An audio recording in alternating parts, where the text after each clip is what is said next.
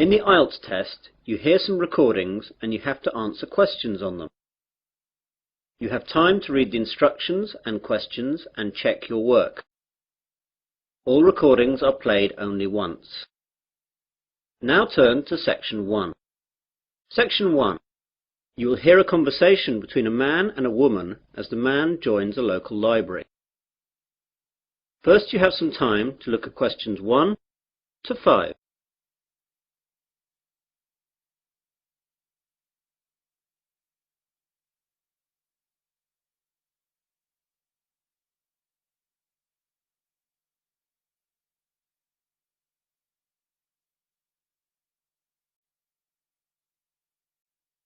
Now we begin.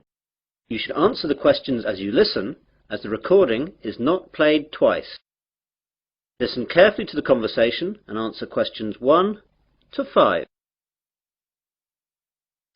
Hello, I'm new in the area and I'd like to join the library, please. That's no problem. Let me get an application form. Here we are. Now, all we have to do is fill this in and then I'll get you to sign it and you'll be a member. Great. Now then, what's your full name? Peter Adrian Camden. How do you spell Camden? C-A-M-D-E-N. C-A-M-D-E-N? Yes, that's right. Right. And what's your address? Flat 5, 53 Green Street, Finsbury. OK, got that. That's near here, isn't it? Yes, just 5 minutes walk. What's the postcode? 7424. 7434. Got that now. Now, can you tell me your date of birth? 8th of July 1976. And what's your telephone number? Well, I don't have a home number, but I've got a mobile. That'll do fine. It's 06634 982 746. Did you get that? Some of it. Can you say it again? The code's 06634 and the number's then 982 746. Right. That's almost it. Now I need some kind of identification to prove where you live. Do you have a driving licence or a passport or anything like that? I'm afraid that everything I have has got my old address on it. Do you need it now? No, not now, but you won't be able to take anything out until we see that. Wait a minute. I've got a letter addressed to me here that arrived this morning. Will that do? Oh yes, that's a good idea. That will be fine. Let's look. OK, well that's finished.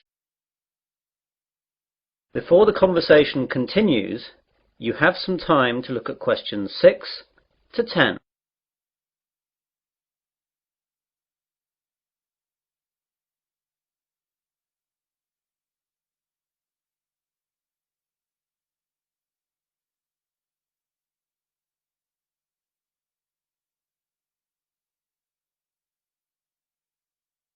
Now listen carefully and answer questions 6 to 10. Could I ask you a few questions? The council that runs the library is running a survey to find out what kind of books people prefer so that they can direct their buying. Yeah, no problem. OK, so what type of books do you like? Well, I'm very keen on mysteries. You know, when a detective is trying to find out who did the murder. Historical novels interest me too. Romance, never. My sister loves them, but they bore me to tears. I quite like books on animals too. I get them out sometimes. Not science fiction either. Too weird. Well, I think that's it then. Good. Oh, do you charge anything? The library is free unless you want to rent out some of our videos or DVDs. How much is that? Well, we rent videos out for $4 each and DVDs are $6. You must leave us a deposit of $60 as well. That's returnable, of course. I don't think I'll get any of those just yet. Can I pay later? Sure, just give the money in when you're ready to rent them out. Well, thanks very much. You've been very helpful. I might take a book out now for the weekend, if that's okay. Go ahead. Well, goodbye. That is the end of section 1. You will now have half a minute to check your answers.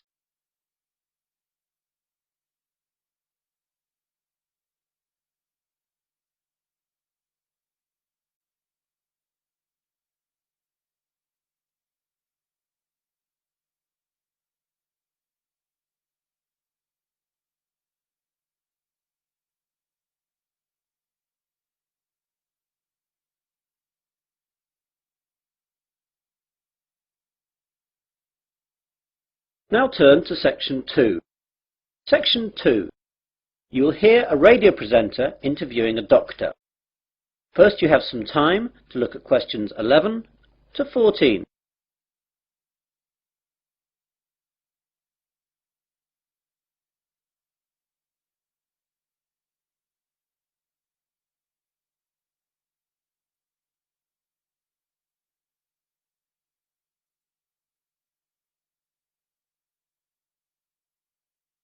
Now listen carefully to the interview and answer questions 11 to 14. Hello everyone. I've just been joined in the studio by Dr. Matthew Johnson. Dr. Johnson works at the Westley General Hospital and he's here today to tell us all about giving blood. Good morning, Matthew. Good morning. So Matthew, why is it important for us to give blood? Donating blood is not important. It's actually vital that people do this. Without donated blood, thousands of people would die every year, and it's something that could affect everyone. We all expect blood to be there for us, but barely a fraction of those who can give do. Yet, sooner or later, virtually all of us will face a time of great vulnerability in which we will need blood, and that time is all too often unexpected. The need for blood is great. On any given day, an average of 38,000 units of red blood cells are needed.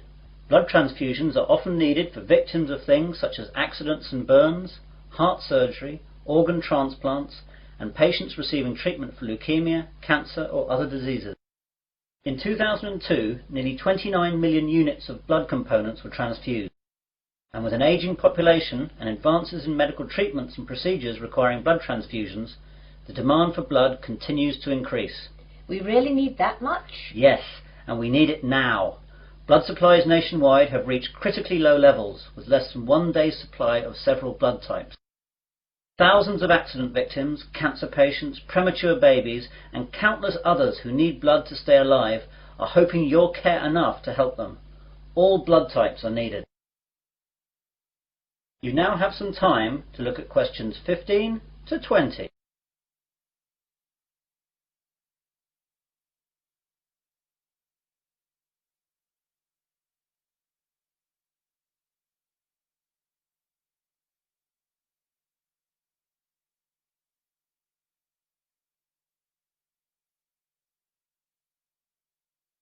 Now listen to the rest of the conversation and answer questions 15 to 20.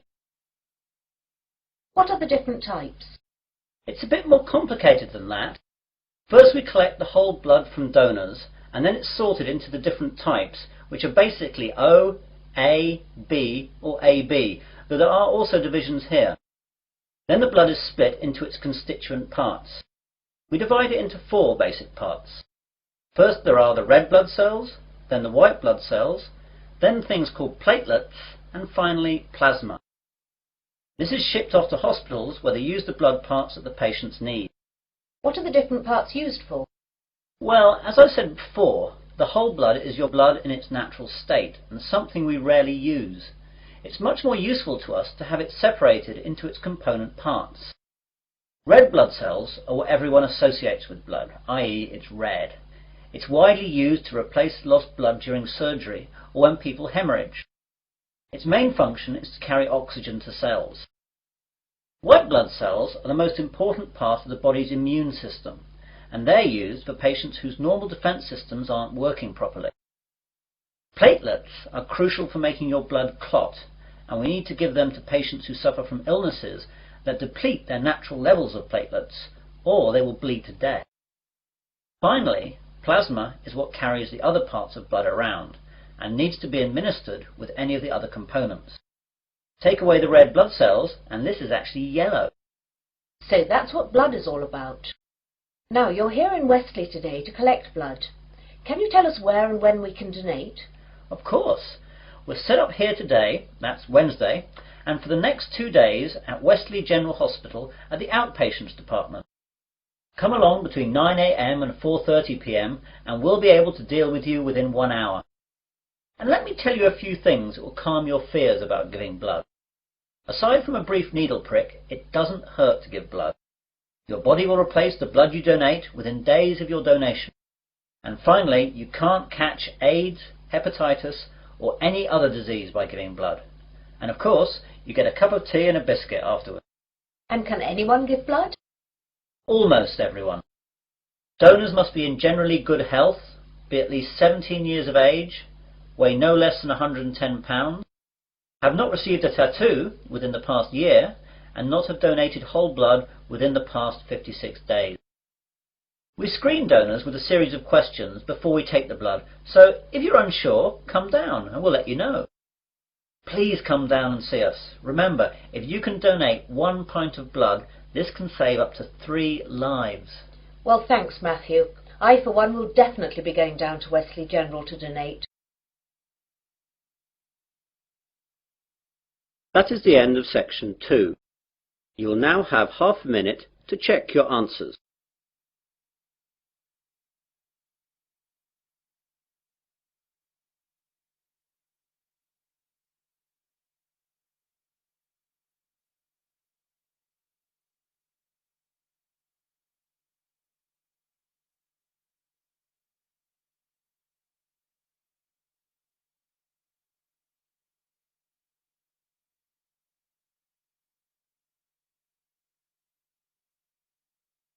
Now turn to section 3. Section 3. You will hear a conversation between 3 people about use of university computers.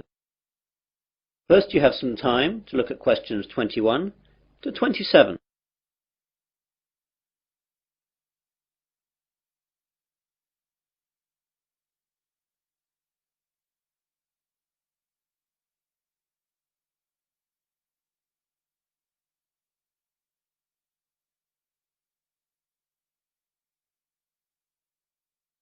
Now listen carefully and answer questions 21 to 27. Hello there, do you work in the computer room? Yes, I do. Can I help you? Well, I'm a first year and I know that I'll need to use the computer room for my work, as I don't have a computer of my own. So I thought I'd get down here and see what I have to do in order to get time on one of the university's computers. Okay, there are 4 computer labs open to undergraduates. The others can only be used by the staff and postgraduates. The names of the 4 labs you can use are Wimborne, Franklin, Salisbury and Court. Wimborne and Court are in this building, the Johnson building. Franklin is in the Computer Sciences building, and Salisbury is in the library. So I can use them whenever I like? Well, you can use them, but not whenever you like. As you can imagine, they're in quite a lot of demand, so you have to reserve your time on a computer. In each of the labs there is a reservation book, and you can reserve your time on a computer in that for 2 hours daily. If a computer is free, though, you can go on it straight away.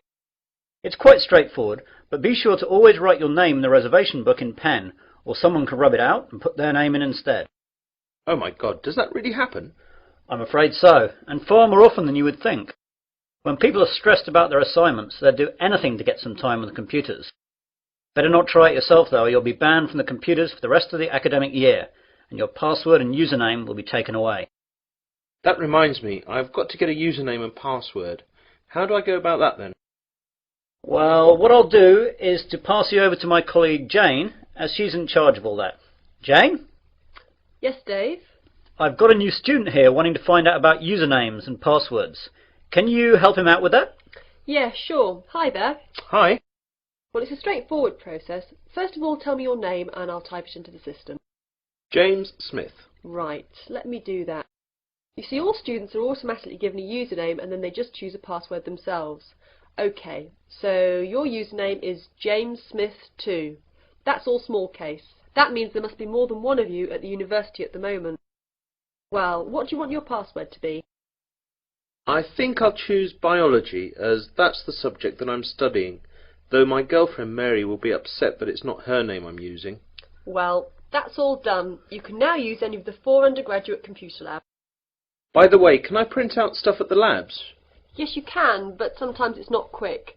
When you print, it goes into a queue and it'll be left in a tray in Franklin, as that's where all the main printers are. The good bit is that, although last year it cost 3p per page, now it doesn't cost you anything. You now have some time to look at questions 28 to 30.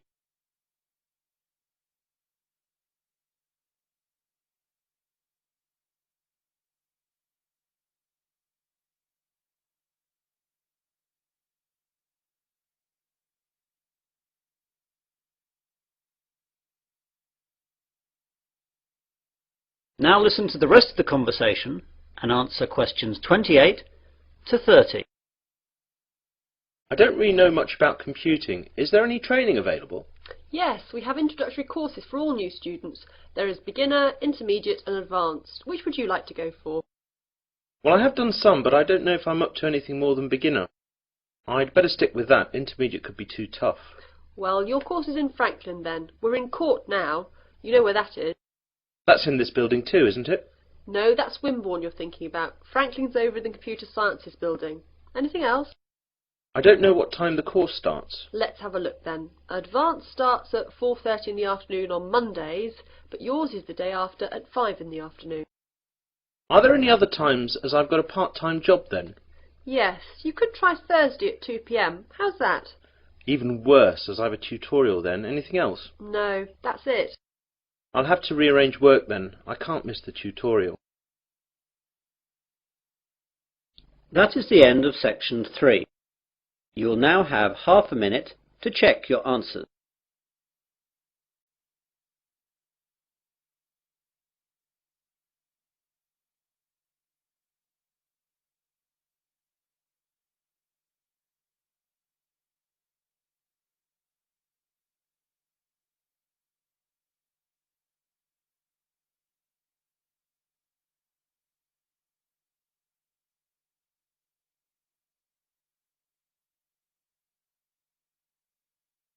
Now turn to section 4. Section 4. You will hear part of a university seminar given by a student. First you have some time to look at questions 31 to 40.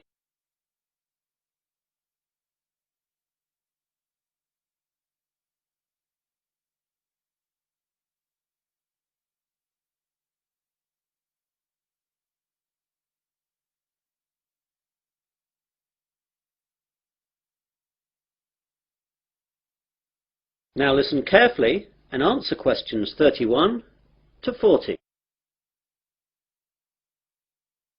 Good afternoon, everyone.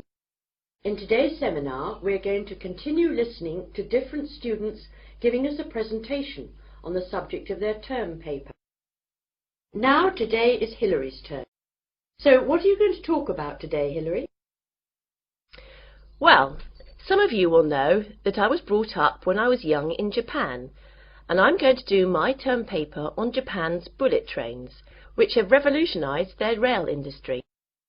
Japan's main island, Honshu, is covered by a network of high-speed train lines that connect Tokyo with most of the island's major cities and Fukuoka on the island of Kyushu. Japan's high-speed trains are called Shinkansen, but are known to us as bullet trains.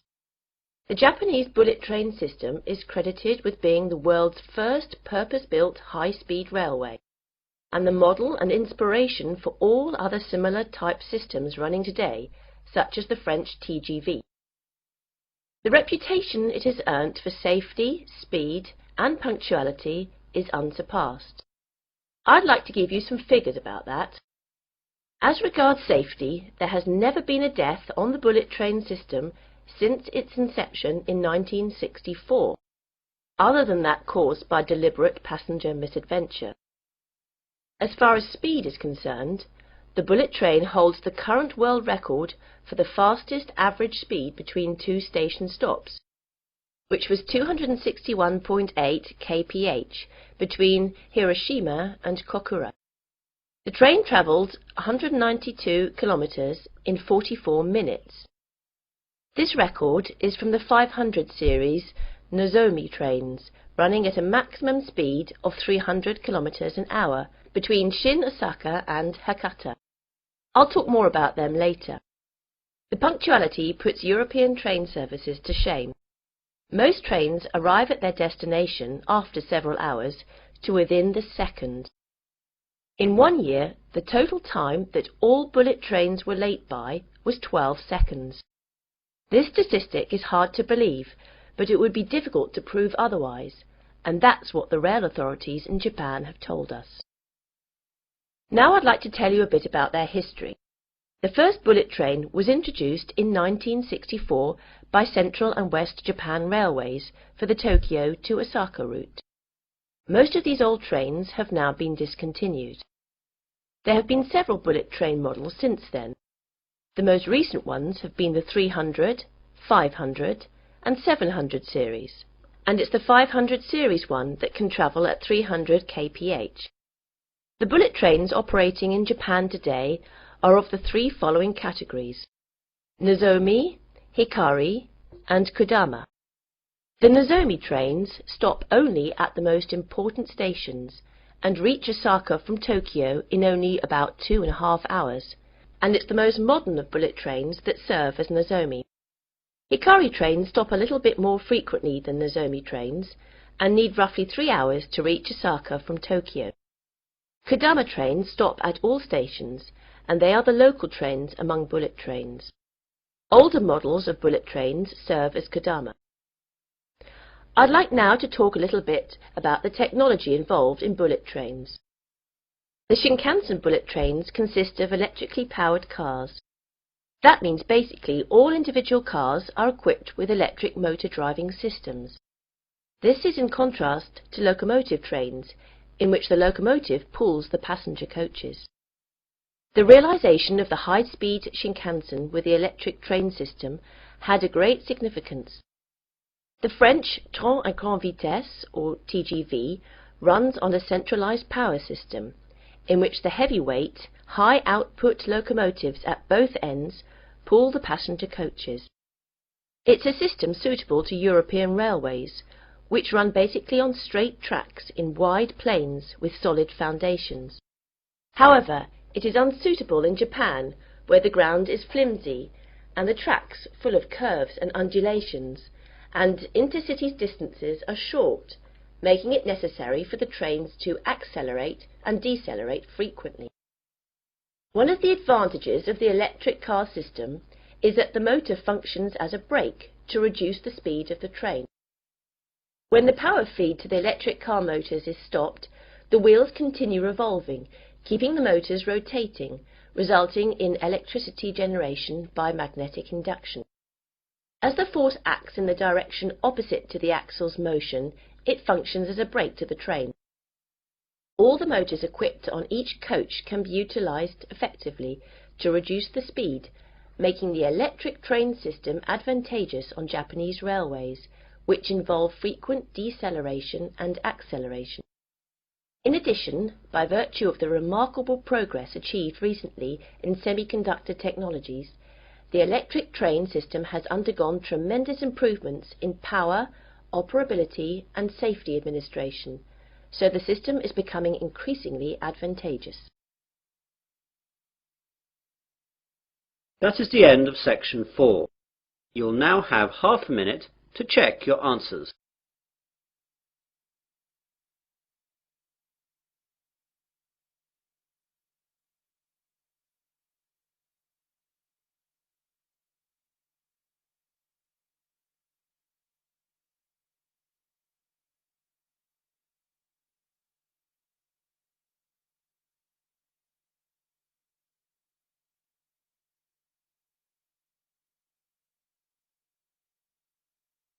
That is the end of listening test 3. In the IELTS test, you would now have 10 minutes to transfer your answers to the listening answer sheet.